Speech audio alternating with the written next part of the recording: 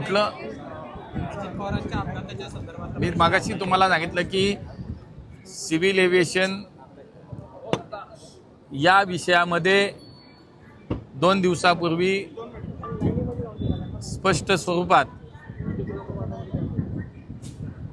Civil aviation मिनिस्ट्रीने DGCAने प्रसिद्धीपत्रक दिलं आहे.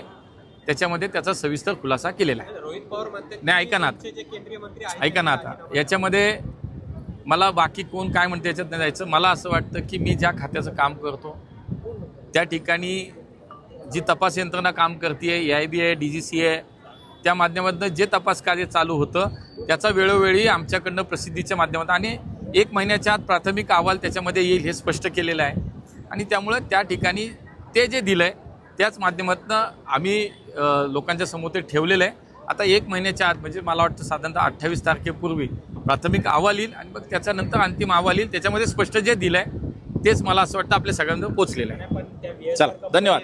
रोहित पवार म्हणतात की ऐका ना आता हा विषय येत नाही माझ्यापर्यंत, माझा विषय नाही तो.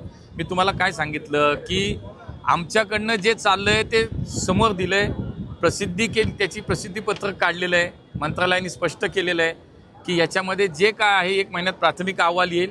आता ज्यांचं कुणाचं म्हणणं आहे समजा तुम्ही जे म्हणताय तर ते सगळं मला असं वाटतं योग्य ठिकाणी त्यांनी तक्रार केली आहे, मागणी करतायत तर सगळ्याचा विचार होतोय ना, सगळे म्हणून त्याची मागणी होतही. चला धन्यवाद.